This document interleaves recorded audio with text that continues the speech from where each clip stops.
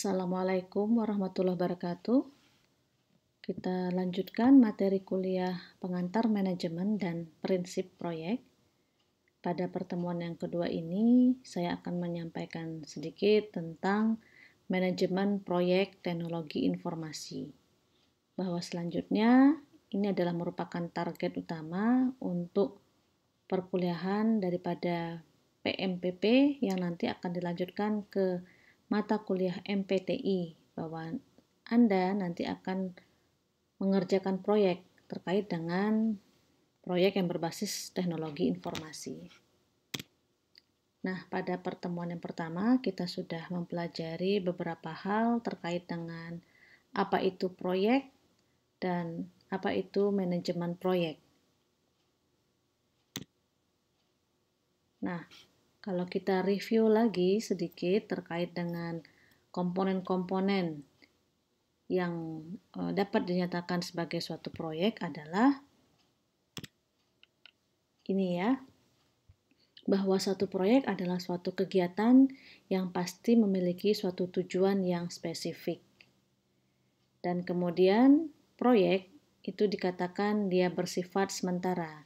Jadi bukan kegiatan yang operasional rutin.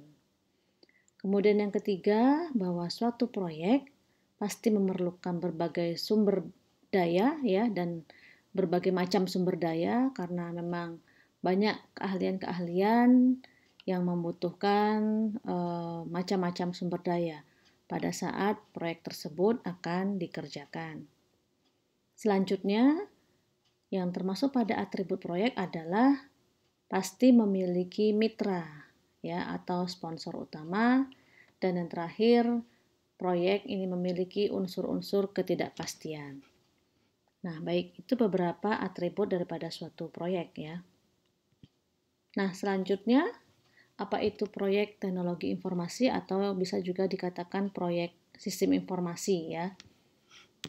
Ya, tentunya adalah merupakan proyek yang berhubungan dengan hal-hal terkait teknologi informasi atau perangkat lunak atau sistem informasi dalam sistem komputer. Ya, jadi proyek IT ya atau proyek sistem informasi. Nah, selanjutnya pada saat pengerjaan proyek sistem informasi tentunya ada fase-fase ya, tahap-tahap pada pengerjaan proyek sistem informasi. Nah, di sini ada beberapa fase. Yang pertama yaitu fase definisi, kemudian fase pengembangan, dan kemudian fase pemeliharaan. Pada fase definisi, ada banyak hal yang perlu diidentifikasi atau didefinisikan. Sehingga kata kunci pada fase awal ini adalah what ya. What itu apa? Apa di sini artinya adalah apa data yang akan diproses gitu ya. Apa informasi yang akan diolah? Apa fungsi daripada proyek tersebut ya, unjuk kerjanya bagaimana ya, tingkah laku proyeknya seperti apa, interface-nya ya, desainnya dan kriteria untuk validasi daripada proyek tersebut. Jadi ini dikatakan sebagai fase kita mendefinisikan hal-hal yang terkait dengan apa yang akan dikerjakan ya. Ini adalah fase yang pertama. Selanjutnya adalah fase lanjutan. Setelah kita berhasil mendefinisikan apa-apa tadi, maka selanjutnya adalah bagaimana. Ya, jadi kata kunci pada fase pengembangan adalah bagaimana. Ya, bagaimana mengkonstruksikan data-data tadi ya. Bagaimana prosedur untuk implementasi proyeknya. Bagaimana interface-nya dikerjakan ya. Bagaimana menerjemahkan rancangan ya. Jadi setelah didesain tadi, kemudian bagaimana menerjemahkannya ya ke dalam bahasa pemrograman misalnya. Dan juga adalah bagaimana pengujiannya. Nah, ini adalah fase pengembangan atau fase implementasi begitu ya. Nah, setelah fase implementasi dikerjakan, maka tentunya selanjutnya adalah fase maintenance ya atau fase pemeliharaan. Di sini adalah kata kuncinya change ya. Change di sini adalah artinya bahwa pada fase pemeliharaan di sini bisa jadi nanti akan ditemukan kesalahan-kesalahan yang memang perlu diperbaiki, ya. Ada penyesuaian-penyesuaian saat ada perkembangan di lingkungan, dan juga perubahan-perubahan daripada proyek sehubungan dengan kebutuhan. Jadi ini fase setelah proyek dikerjakan, ya. Jadi ada maintenance. Nah, untuk proyek-proyek baik itu teknologi informasi atau sistem informasi, ya, ada proyek yang memang hanya sampai pada tahap pengembangan, begitu ya. Tidak sampai fase pemeliharaan. Namun ada juga yang memang sampai fase pemeliharaan, ya. Jadi ada kesepakatan bahwa proyek ini harus setelah diuji coba kemudian perlu maintenance, ya, selama mungkin apakah 6 bulan atau 1 tahun, seperti itu. Tergantung kesepakatan. Nah, ini adalah fase-fase proyek, ya, pada sistem informasi. Nah, selanjutnya, karakteristik pengembangan daripada proyek sistem informasi, ya. Jadi karakteristik pengembangan dari proyek software misalnya, di sini ada 2 untuk pengembangan software. Yang pertama yaitu secara in-house. Artinya apa? Bahwa di sini yang dimaksud dengan pengembangan secara in-house adalah tim proyek dan pengguna termasuk dalam organisasi yang sama. Jadi artinya yang menerima proyek, ya, atau yang mengerjakan proyek di sini adalah termasuk anggota dalam organisasi tersebut. Jadi bisa jadi adalah memang internal mereka sendiri, ya. Satu bagian dari internal mereka sendiri yang kemudian diberikan tanggung jawab untuk mengerjakan proyek tadi. Jadi tim proyek dan pengguna termasuk dalam organisasi yang sama, ya. Nah, kemudian selanjutnya yang kedua adalah melalui software house. Nah, melalui software house-nya adalah tentunya dengan bantuan orang luar, ya, dengan bantuan konsultan IT misalnya, developer, ya. Jadi emang ada orang lain yang mengerjakan proyek tersebut. Nah, seperti itu, ya, untuk karakteristik pengembangan software. Nah, tentunya kalau dalam hal ini Anda pada saat mengerjakan proyek nantinya, Anda di sini berperan sebagai software house, ya. Jadi tim yang nanti dibentuk itu adalah merupakan software house istilahnya, ya. Yang mana memang kita sebagai orang IT itu bisa membuat suatu lapangan pekerjaan, ya. Kita bisa membuat suatu developer, ya, membuat satu developer yang dimulai dari kecil-kecilan, ya. Seperti itu. Oke. Nah, selanjutnya adalah tahapan analisa proyek. Jadi tentunya sebelum proyek itu dimulai, tadi dikatakan bahwa di fase ini, ya, perlu ada definisi, ya. Maka kita perlu menganalisa dulu. Menganalisa karakteristik proyek, ya. Caranya bagaimana untuk mengetahui karakteristik proyek, ya?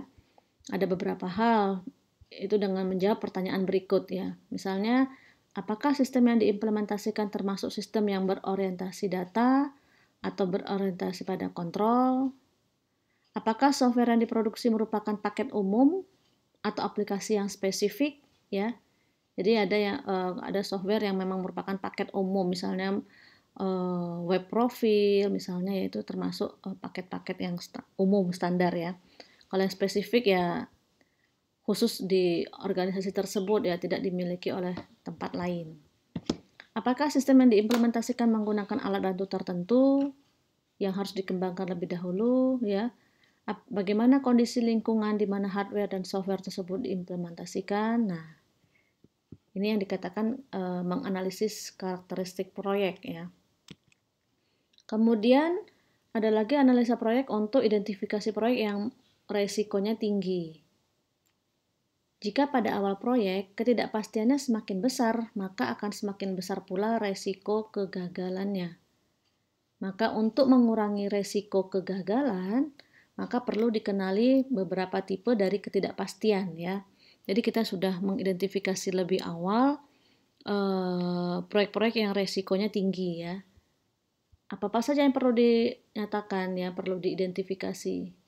Misalnya ada 3 tipe ketidakpastian, ya, ketidakpastian produk, ketidakpastian proses, atau ketidakpastian resource. Jadi apakah memang ada hal-hal yang memang terkait dengan sumber daya yang masih belum bisa dipenuhi misalnya, ya. Proses yang memang masih diragukan, ya.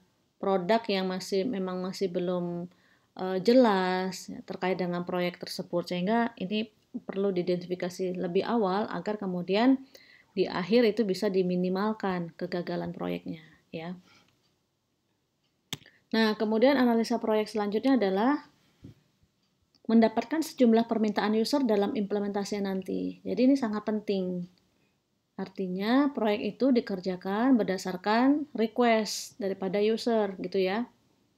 Hal ini bisa mempengaruhi proyek jika kenyataannya perusahaan telah memiliki standar tertentu. Artinya adalah bahwa proyek itu dikembangkan tidak atas dasar pemikiran developer saja, tapi harus berdasarkan request daripada user. Begitu ya, beberapa tahapan yang memang harus dilakukan untuk menganalisa proyek. Nah, di sini ada beberapa poin, ya, untuk menyatakan awalan, ya, pada saat menjalankan suatu proyek, ya, memulai proyek. Dikatakan di sini rencana, ya, rencana teknis gitu ya. Nah, beberapa poin untuk rencana teknis adalah yang pertama, pendahuluan dan rangkuman batasan pengembangan sistem. Jadi ini sebenarnya masuk terhadap analisis tadi, ya, analisis proyek tadi. Ya, pertama adalah kita perlu menyatakan karakter sistem yang dikembangkan seperti apa, kemudian resiko ketidakpastian proyeknya itu apa saja, kemudian kebutuhan user yang berhubungan dengan implementasi. Nah, ini poin-poin ini yang perlu dijabarkan, ya. Kemudian, rekomendasi pendekatan terhadap proyek yang akan dikerjakan, ya. Jadi ini adalah analisisnya tahap pertama. Tahap yang kedua adalah untuk rekomendasi pendekatan untuk pengerjaan proyeknya seperti apa, ya. Nah, di sini poin-poin untuk pendekatan adalah pertama, perlu diseleksi terhadap model metodologi atau proses tertentu. Kemudian metode pengembangannya itu seperti apa, software atau tools yang dibutuhkan itu apa saja, ya. Kemudian target lingkungan hardware dan softwarenya bagaimana. Nah, ini perlu juga diidentifikasi, ya. Poin yang kedua. Poin yang ketiga adalah implementasinya sendiri, ya. Implementasinya seperti apa, dan yang terakhir implikasi. Implikasi ini adalah hasil akhirnya, ya, produk dan aktivitas proyek, kemudian keuangan, ya. Terkait dengan hal-hal yang di atas tadi, maka nanti itu menjadi berimplikasi terhadap keuangannya, ya, untuk menyusun pembiayaan proyek, begitu ya. Nah, ini adalah beberapa poin untuk perencanaan proyek, gitu ya, perencanaan teknis terhadap proyek. Kemudian, nah, tadi di materi sebelumnya, di slide sebelumnya adalah dikatakan bahwa salah satu perencanaan adalah perlu adanya rekomendasi terhadap pendekatan, ya, rekomendasi pendekatan atau metodologi yang akan dipilih untuk pengerjaan proyeknya. Nah, di sini adalah bahwa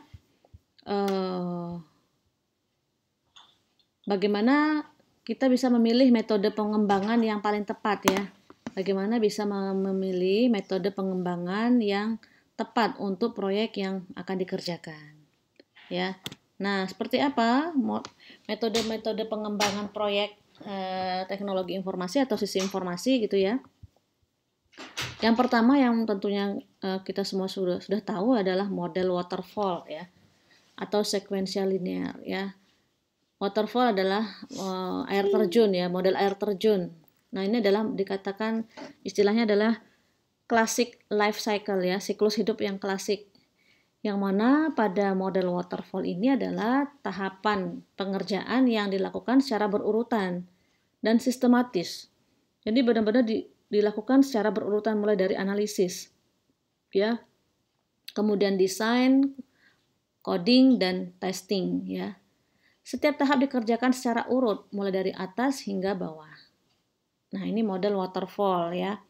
Ini memang model yang sangat familiar ya.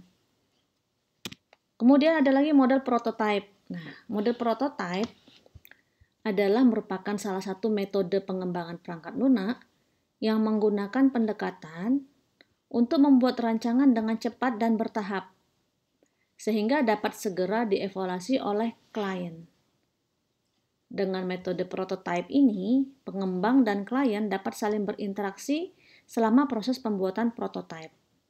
Jadi, beda dengan tahap atau model waterfall sebelumnya. Pada prototype, ya di sini sudah si developer sudah langsung membuat rancangan secara cepat, yang mana kemudian rancangan tersebut segera dikomunikasikan gitu ya, dikomunikasikan dengan pengguna atau klien gitu ya. Nah, selama proses itu masih tetap bisa berinteraksi ya, sehingga tahapannya tidak urut ya, tidak sekuensial seperti halnya yang sebelumnya. Kemudian ada lagi model RAD ya, Rapid Application Development. Nah, ini berbeda lagi dengan dua model sebelumnya ya. Untuk pemodelan yang Rapid Application Development dia biasanya dikhususkan untuk proyek-proyek yang skalanya besar ya.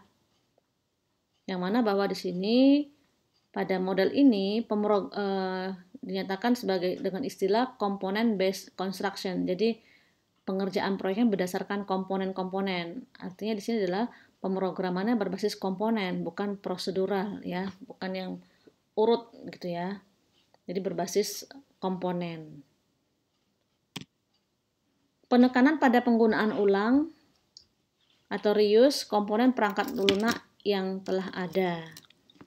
Jadi artinya di nomor 2 ini adalah sebenarnya sudah ada prototype ya yang kemudian